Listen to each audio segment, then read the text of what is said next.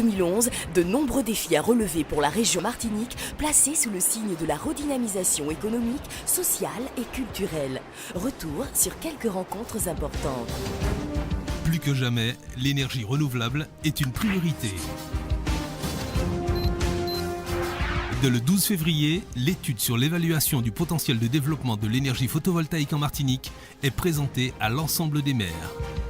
Le 27 octobre, ce sont les rencontres interrégionales. Objectif, la Martinique doit faire partie de l'Organisation des États de la Caraïbe orientale.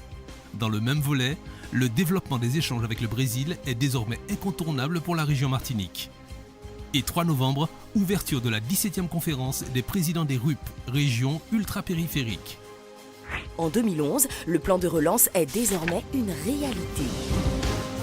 14 avril, lancement des travaux de rénovation du CHU de Fort-de-France. 11 juillet, visite de soutien de l'usine d'Enel au Gros Morne. Objectif, augmenter la production des fruits et légumes 100% locaux pour réduire les importations. 30 septembre, priorité au développement économique du Nord-Atlantique avec un grand projet à venir, le Centre caribéen de la mer.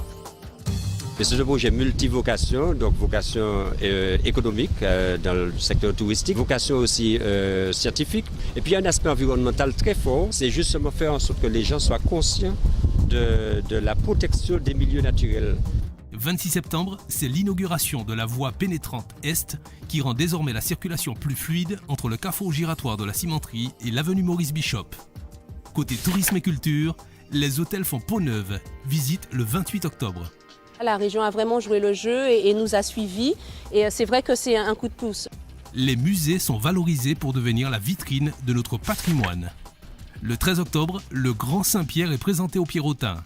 Grand Saint-Pierre, matière première de ce projet, l'imaginaire des habitants. Ce qui est proposé là, ce n'est pas quelque chose qu'on leur impose. Ils adhèrent simplement parce qu'on leur demande de réfléchir eux-mêmes à ce que va devenir leur ville. Le 19 octobre, les services régionaux se rapprochent des habitants du Nord Caraïbe avec la création de la nouvelle antenne régionale de Saint-Pierre.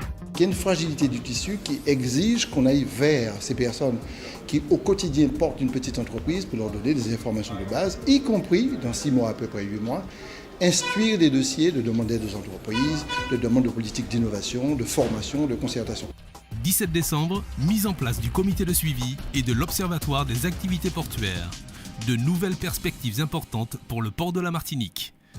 Le 13 décembre, l'aide apportée aux plus démunis est maintenant confiée aux centres communaux d'action sociale pour une aide transparente, équitable et juste. En 2011, les jeunes sont plus que jamais au cœur de nos préoccupations. Ils représentent l'avenir de notre pays. 26 janvier, Bakorbalan, ton avenir est en jeu, est le slogan du Salon du lycéen. 10 juin, une signature de convention très importante avec le RSMA dans le cadre de la valorisation de l'apprentissage. 21 juillet, inauguration de l'école de la deuxième chance à Trinité.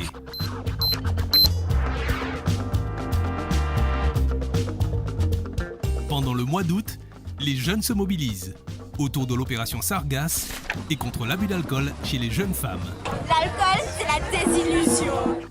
16 décembre, le lycée de la Pointe-des-Nègres devient le lycée Jean-Joseph Dumas. Et sans oublier, bien sûr, ces moments qui resteront dans nos mémoires. 8 mars, l'art se fait femme dans l'Agora.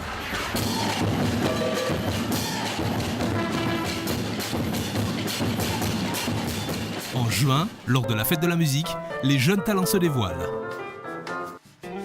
Fin juillet, Félix Mérine signe pour la 10e fois son nom au palmarès du Tour des Yoles Rondes avec son équipage UFR Champflore. Il remporte la 27e édition. 19 septembre, inauguration de la Maison de Martinique à Paris. 3 novembre, visite de Tommy Smith, le symbole des luttes contre les discriminations raciales.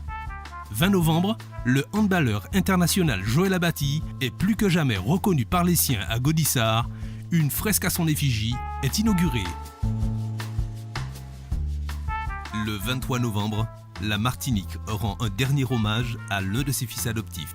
Jeff Joseph nous quittait, en emportant avec lui une part importante de l'identité musicale de son pays d'origine, la Dominique.